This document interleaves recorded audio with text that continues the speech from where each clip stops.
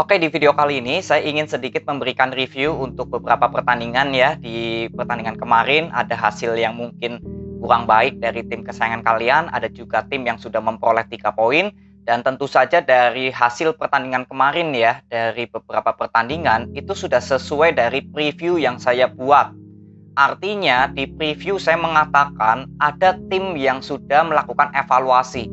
Jadi hasilnya sudah meningkat nih, performnya dari skemanya sudah bagus. Tapi ada juga tim yang masih belum ada evaluasi di pelatih. Jadi permainan seperti stuck atau ya di level tersebut terus gitu loh, nggak bisa berkembang. Jadi terlihat jelas di pertandingan kemarin mungkin ada beberapa tim yang mendapatkan hasil negatif dan positif, itu ya kembali lagi ke masalah evaluasi. Ya, kita bahas dulu dari PSS Sleman dengan Borneo FC. Di pertandingan ini sebetulnya PSS Sleman tampil cukup bagus. Artinya bisa mengimbangkan permainan Borneo.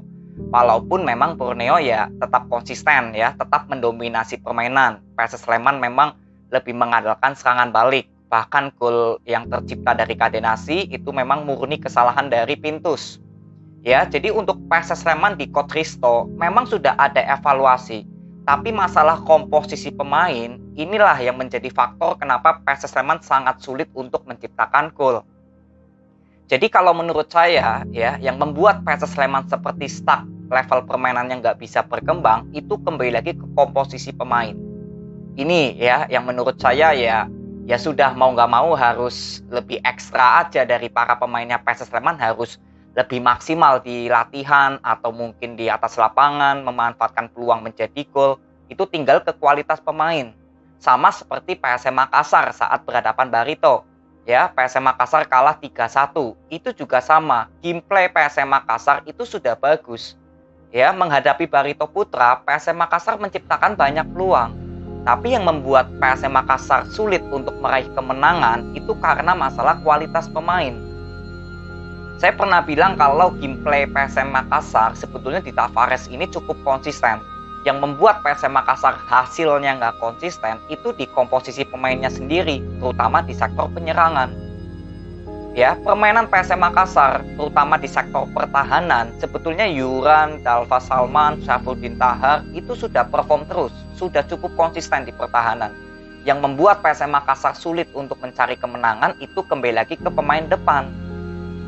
Ini yang membuat PSM Makassar sebenarnya inkonsisten ya, karena di awal transfer kan sudah kehilangan Pluim dan Everton. Lalu penggantinya ternyata nggak bisa mengangkat atau sama seperti musim kemarin PSM Makassar juara 1. Nah inilah yang membuat PSM Makassar sampai saat ini ya masih tertahan di peringkat ke-11. Ya, jadi ya untuk PSM Makassar saya bilang tinggal di komposisi pemain. Ini sama seperti ini ya PSS Sleman. Jadi tinggal di masalah perform pemainnya aja, terutama di pemain depan. Ya, lalu untuk Barito Putra ini sebetulnya sudah sesuai dari pelatih yang Coach RD yang melakukan evaluasi. Sesuai dari preview, saya mengatakan kalau Barito Putra ini sudah mulai top perform. Walaupun sebelum lawan PSM Makassar, Barito Putra sempat kalah ya dari Persis Solo. Tapi secara gameplay permainan Barito Putra ini ya terus berkembang. Artinya ya Coach RD selalu memberikan evaluasi. Ya, makanya saya bilang Barito Putra ini sebetulnya salah satu kandidat juga untuk bisa masuk di 4 besar. Karena dari komposisi pemain ini sempurna semua kalau menurut opini saya ya untuk Barito. Ya, jadi untuk Barito Putra ya tinggal konsisten aja yang penting. Ini skemanya sudah mulai bagus, sudah mulai matang. Excel dengan Tocantins atau Murilo Mendes ya sudah mulai kompak. Nah ini cukup mengerikan untuk Barito ya, tinggal konsisten. Yang penting evaluasi dari Coach RD sudah mulai terlihat, itu bagus sekali.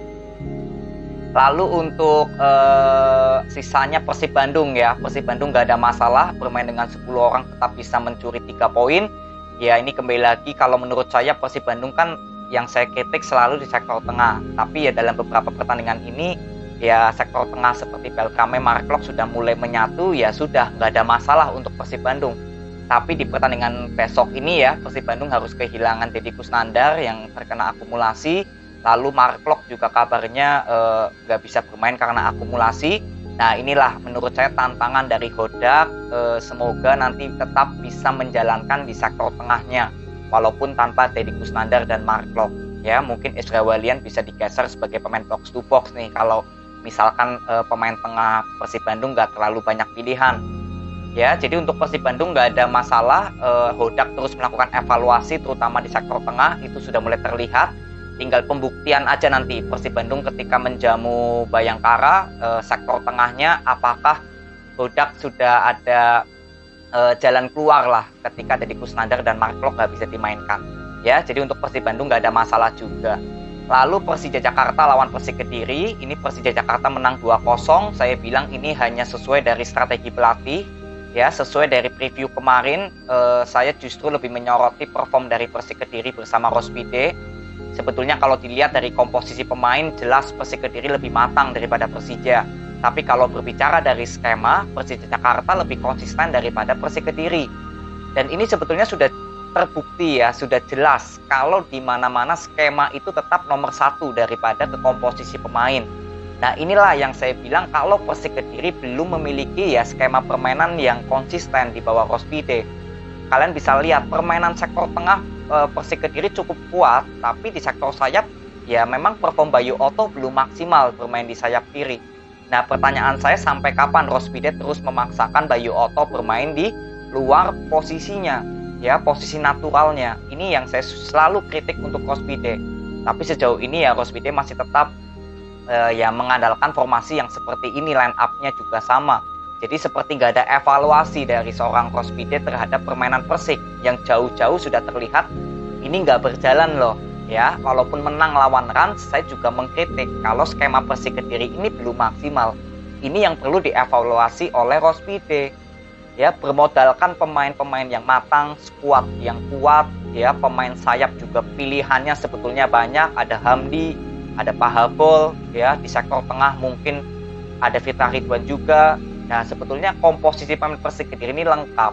Tapi yang membuat Persik Kediri seperti nggak bisa maksimal di setiap pertandingan itu kembali lagi ke skema atau sistemnya Rospide. Inilah ya yang saya lihat di pertandingan lawan Persija. Sedangkan untuk Persija Jakarta ini semakin kompak ya. Evaluasi dari beberapa pertandingan terakhir terlihat kalau Marco Simic sudah mulai bisa menciptakan gol ya, sempat menjadi pemain cadangan ya, tapi ternyata ya dari evaluasi Thomas Doll ternyata Marco Simic yang diberikan waktu terus sebagai target man ini mulai bisa menjalankan skema penyerangan Persija yang makin maksimal. Karena yang selalu saya kritik untuk Persija itu bukan di skema, tapi di masalah menciptakan gol. Ya, skemanya sudah bagus, tapi terkadang Persija ini sulit untuk menciptakan gol. Nah, inilah saya bilang kalau Thomas Doll sudah melakukan evaluasi bagaimana caranya Persija ini harus bisa menciptakan gol atau menciptakan banyak peluang. Ya, jadi untuk Persija Jakarta saya bilang dengan Persik Kediri perbedaannya ya jelas di strategi kedua pelatih. Ya, ini yang saya bisa ambil. Lalu untuk Persis Solo ya menang 0-2 dari PSIS Semarang. Ini saya bilang juga kembali lagi ke komposisi pemain. Ya, Agius sudah melakukan banyak percobaan, banyak pergantian pemain, banyak mengubah strategi terutama di babak kedua ketika Persis Solo sudah unggul 0-2 dulu ya, gol dari CDP melalui counter attack. Ya, tapi ternyata pilihan dari ya starting line up atau pemain cadangan PSIS memang nggak banyak pilihan. Jadi untuk PSIS Semarang ya saya sudah berapa kali bilang dengan skuad yang apa adanya untuk saat ini ya, terutama PSIS Semarang sekarang harus terlempar dari 4 besar. Ya memang ya pilihannya sudah nggak banyak. Makanya saya bilang ya PSIS Semarang tinggal di masalah pemainnya aja. Nggak ada target man, nggak ada Fortes, itu terasa banget. Apalagi nggak ada Vitinho. Perform Freitas juga masih up to down gitu loh, belum terlalu konsisten. Ya, berbeda ketika masih ada Fortes, itu kan Freitas lebih maksimal ya gaya permainannya. Tapi di akhir-akhir pertandingan ini pemain PSIS yang tampil konsisten paling hanya Marukawa. Sisanya pemain belakang juga cukup konsisten. Untuk penyerangan ya paling ya Marukawa dengan Rian. Jadi memang ya ini kembali lagi ke posisi pemain kalau menurut saya dari PSIS, bukan kesalahan dari Agius ya. Ditinggal Fortes menurut saya seperti kehilangan nyawa gitu loh untuk PSIS Semarang. Ya, jadi ya untuk PSIS Semarang saya bilang sudah ya tinggal di komposisi pemain. Lalu untuk Persis Solo saya bilang sudah cukup bagus ya. Saya sudah mengatakan kalau modal komposisi pemain Persis Solo ini sudah lebih matang daripada PSIS. Jadi nggak terlalu banyak masalah untuk Persis Solo dari masalah pergantian strategi, pergantian pemain di babak kedua, ya Altaf diganti oleh Alfat karena memang di babak kedua Freitas mulai bisa berkembang permainannya. Itu kan sudah terlihat lah kalau strategi Coach Milo enak untuk melakukan pergantian pemain karena komposisi pemainnya ini kuat, banyak pilihan. Ya, Kakak juga banyak, ada satu peluang emas, CDP juga sebetulnya bisa hat-trick. Ya, sebetulnya Persis Solo di pertandingan kemarin mungkin bisa menang lebih dari 0-2 kalau perform dari Adi Satrio ya memang cukup bagus gitu ya. Jadi saya kira untuk pertandingan ini tinggal kembali lagi ke komposisi pemain. Kalau dari pelatih, saya bilang kedua pelatih ini cukup bagus. Ya, tapi yang membedakan di kualitas pemainnya aja. Ini kalau menurut dari hasil pertandingan kemarin. Lalu untuk Bali United imbang dengan Rans, ini kembali lagi untuk Bali United ya. Ini untuk Teko nggak ada evaluasi sama sekali. Jadi permainan Bali United ya, walaupun mungkin nanti ada hasil menang, tapi yang saya fokuskan untuk Bali United bukan ke hasil, tapi ke skema permainan. Nah kemarin lawan Rans sudah terlihat lah skema permainan dari Teko ini nggak pernah ada perkembangan atau evaluasi dari beberapa pertandingan terakhir. Jadi ya ini kalau untuk Bali United juga kembali lagi ke pelatih. Karena komposisi pemain Bali United juga cukup kuat, cukup matang, pilihannya banyak.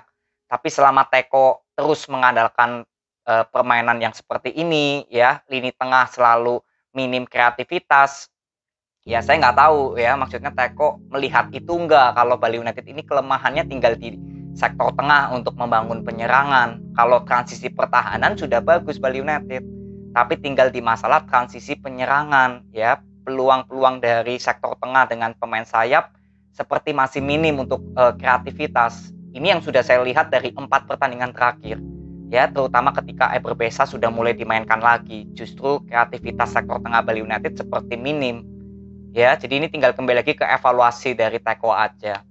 Ya, jadi ini mungkin yang saya bisa bagikan dari review. Nanti selebihnya saya akan lebih ingin membahas masing-masing tim, apa sebetulnya kekurangan dan juga target saya untuk masing-masing tim di Liga 1. Ya, nanti saya bahas di video berikutnya aja. Ya, jadi ini aja video yang saya bisa berikan kepada kalian. Selamat untuk kalian ya, tim yang memperoleh 3 poin, dan untuk yang kalah tetap semangat. Semoga di pertandingan berikutnya bisa memperoleh kemenangan lagi. Ya, terima kasih. See you.